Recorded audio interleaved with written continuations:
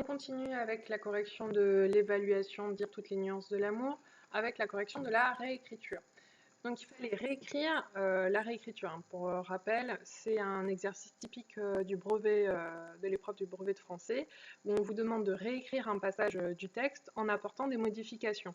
Ces modifications, elles peuvent être de plusieurs ordres. Ça peut être changer la personne. Donc là, comme c'était le cas, il fait de tu et le remplacer par elle, et du coup faire toutes les modifications, aussi des modifications sur le temps des verbes, passer par exemple du singulier au pluriel, voilà, donc ce genre de choses. Et parfois c'est les deux en même temps. Et donc là la difficulté effectivement c'était de remplacer à la fois par tu et par elle, et aussi de remplacer le présent par du passé composé.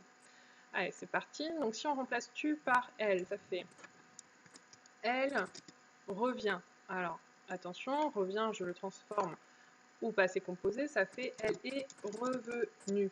Et j'ai l'auxiliaire être, donc je fais l'accord avec le sujet qui est féminin, et donc je pense bien à rajouter un E à revenu. Elle est revenue. Mon ami, alors attention, mon ami ici devient féminin, puisque c'est mon ami elle, et on n'oublie pas le E. Check, c'est bon. Après avoir vécu. Alors c'est elle qui a vécu, mais comme on a l'auxiliaire avoir, on ne fait pas l'accord. Si longtemps, loin de moi. Je ne fais pas de modification. Et pourtant, je te reconnais. Alors attention, je change le tu en elle. Alors, je la reconnais et je passe du présent au passé composé, ça fait je l'ai reconnu.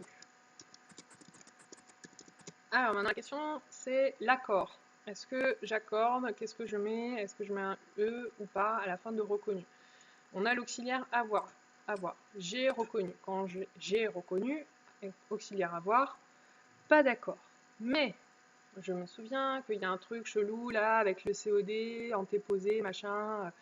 Et oui, si je vous ai fait cet exercice, justement, c'est parce qu'il y avait des pièges et que c'était l'occasion de vraiment bien bosser les accords du participe passé et réviser la conjugaison du passé composé. J'ai reconnu qui? Elle, cette personne dont on parle, cette amie IE. Donc là, on voit que le complément d'objet direct, elle, est placé avant le verbe, et donc du coup, je fais l'accord avec ce COD, ce complément d'objet direct féminin, et je n'oublie pas de mettre un E à la fin de reconnu. Mais toi, attention, on remplace tu par elle, mais elle, tu, pareil, elle n'ose pas me dire. Alors attention, je transforme ose au passé composé. Elle n'a pas osé.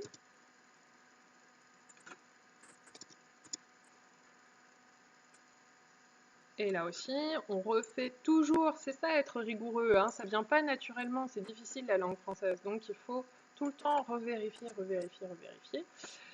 Elle n'a pas osé, je refais mes contrôles habituels. Quel est l'auxiliaire? A, auxiliaire être ou avoir, auxiliaire avoir. Est-ce qu'il y a un COD antéposé? Est-ce qu'il y a un complément d'objet direct qui est placé avant le verbe? Non, elle n'a pas osé quoi? Me dire, c'est bien après. Donc du coup, on est sur la règle de base, auxiliaire avoir, pas d'accord, c'est bon. Elle n'a pas osé me dire à quel point tu me trouves changé. Donc attention, je change le tu en elle. Elle me trouve changé, et trouve, je le mets au passé composé. Elle m'a trouvé changé. Et on reprend nos contrôles. Vous savez, comme un avion qui décolle, on refait systématiquement les contrôles. Elle m'a trouvé. Quel est l'auxiliaire? L'auxiliaire avoir. Ok. Est-ce qu'il y a un complément d'objet direct et où est-ce qu'il se trouve? Elle a trouvé qui? Moi. Ah, attention, le moi est placé avant le verbe. Donc je vais l'accorder avec le participe passé. Il se trouve que le moi, et on le voit ici par le changer et, c'est un homme.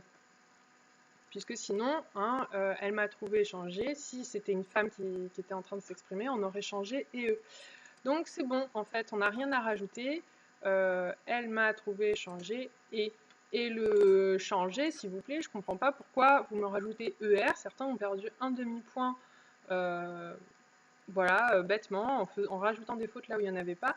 Je vous rappelle que la règle est quand même assez simple, il suffit de remplacer par mordre, vendre, pendre. Alors moi j'aime bien mordre parce que ça fait des phrases rigolotes. Hein. Elle m'a trouvé mordu, donc c'est bon, mordu, changer et.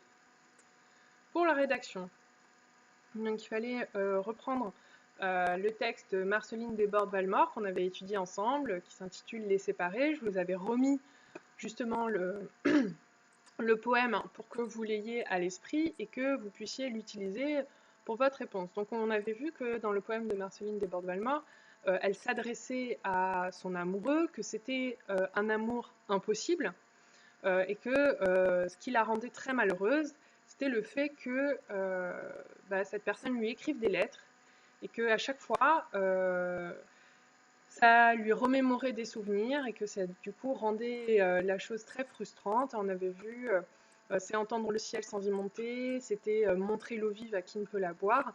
Et cette frustration, le fait de se savoir aimer sans pouvoir vivre son amour, est une souffrance et que chaque lettre ravive cette souffrance due à l'amour impossible. Et donc c'est pour ça qu'on a cette anaphore, n'écris pas, et qu'elle supplie son amant d'arrêter de lui écrire des lettres parce que ça la fait trop souffrir. Donc moi je vous demandais, vous êtes le destinataire de ce poème, écrivez une lettre en réponse. Vous tenterez de convaincre la personne aimée qu'il faut continuer à échanger des mots malgré la douleur de la séparation. C'est pas un sujet facile. J'attendais pas forcément une rédaction très longue, mais il fallait vraiment y réfléchir. Déjà, essayer de faire le point sur comment on présente une lettre.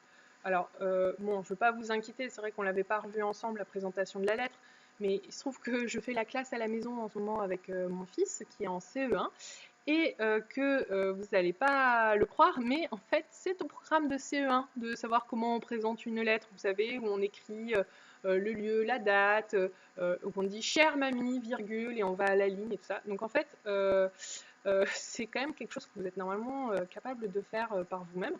Donc de respecter à peu près la présentation d'une lettre c'est pas censé être difficile.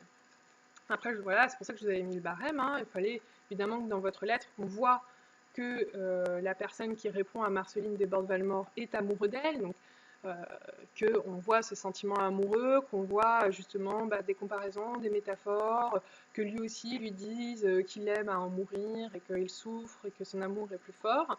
Il fallait évidemment que ce soit cohérent avec le texte d'origine. Alors certains élèves, bon, c'est drôle, hein, mais bon, c'est comme ça, il faut faire attention. Ce texte, on a vu, Marceline Desbordes-Valmore, c'est du 19e siècle.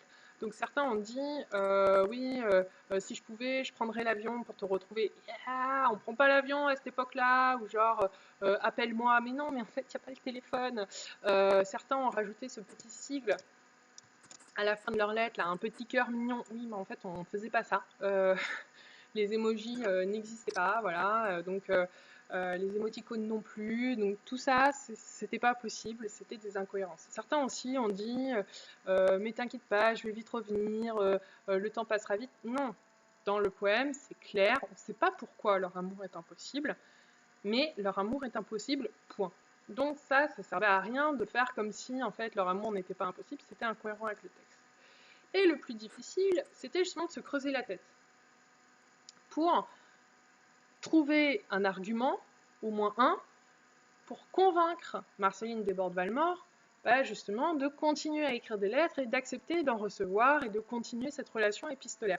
Et donc ça, c'était pas évident parce qu'il fallait vraiment se creuser la tête en se disant bon, comment trouver la faille, comment la convaincre de continuer à écrire et à recevoir des lettres.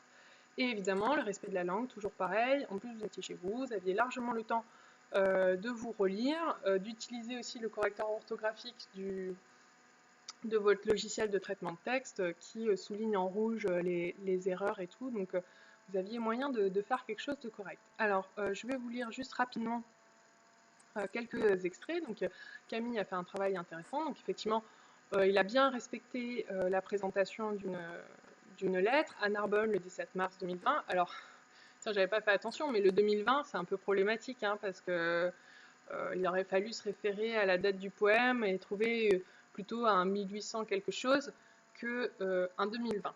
Donc, petite maladresse. Ma chère. Bon, là aussi, c'est un peu formel. Ma chère, c'est plutôt quand on s'adresse à sa vieille tante hein, ou à une amie, on attendrait plutôt à mon amour, ma chère. Malgré notre rupture, je pense qu'il est essentiel que nous continuions à échanger nos sentiments.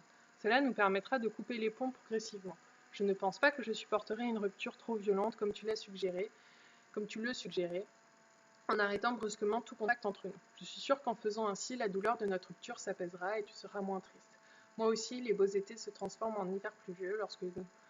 Alors séchons nos larmes et prenons une plume, de l'encre, une feuille et chassons les nuages gris et la nuit.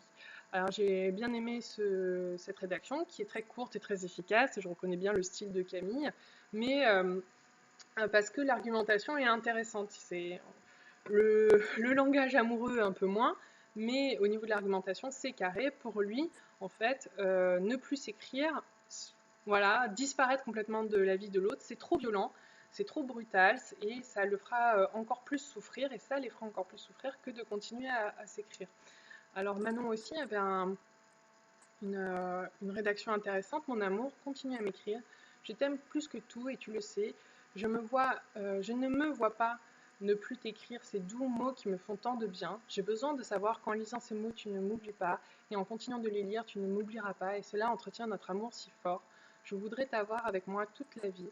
Mais tu sais autant que moi que c'est impossible. Ces lettres sont les seules choses que je puisse partager avec toi. S'il te plaît, accepte que nous continuions à nous écrire. Cela te ferait encore plus de mal si nous ne nous parlions plus. Tu pourrais mourir. Je te promets de moins t'en écrire, mais jure-moi de me répondre à chaque fois et que je t'en enverrai une. À bientôt. Alors j'ai bien aimé cette rédaction parce que là le langage amoureux est beaucoup plus développé que dans celle de Camille et c'est bien cohérent avec le texte puisque il fait quand même référence à la souffrance. J'aime bien aussi la petite concession de bon ok je t'en écris moins mais s'il te plaît promets de répondre à chaque fois. Et là aussi on a un argument, c'est que en fait pour lui en tout cas le fait d'avoir de ses nouvelles, le fait de savoir qu'elle ne l'oublie pas, c'est une consolation en fait face à la souffrance de son amour impossible puisque ça veut dire que bah, elle aussi elle est dans le même état que lui et que il se sent moins seul. Et enfin Hicham qui lui du coup a repris l'anaphore n'écrit pas en j'écrirai. Donc là, pour ce qui est de la présentation de la lettre, on n'y est pas vraiment, mais c'est une idée intéressante, effectivement, de vraiment faire une sorte de miroir du poème de Marceline Desbordes-Valmore. J'écrirai, je suis tant affectée par cette séparation, mais je refuse d'oublier la personne que je me suis juré d'aimer. Je frapperai à ton cœur autant qu'il le faudra, jusqu'à ce que ta porte s'ouvre, me laissant à nouveau y entrer. J'écrirai. J'écrirai, de ma plume argentée sortiront des mots d'amour, afin que notre flamme brille pour toujours, et ainsi raviver un espoir oublié. Mon cœur porte encore les séquelles infligées par la foudre. Jusqu'à mon dernier souffle, j'écrirai. J'écrirai, bien que nous nous soyons séparés. L'oiseau immortel doit continuer à battre des ailes, dont les plumes incandescentes sont les mots doux que j'écris. Ne le laissons surtout pas s'abîmer les ailes dans les ronces cruelles qui nous séparent, même s'il fallait se brûler, j'écrirai. Donc voilà, c'est très beau, c'est très poétique. On est vraiment pour le coup dans la même veine poétique que Marceline Desbordes-Valmore. Et donc j'ai beaucoup apprécié cette rédaction aussi. Et voilà donc pour la correction de l'évaluation sur dire l'amour dans toutes ses nuances. Je vous souhaite un bon confinement et un bon courage pour votre travail.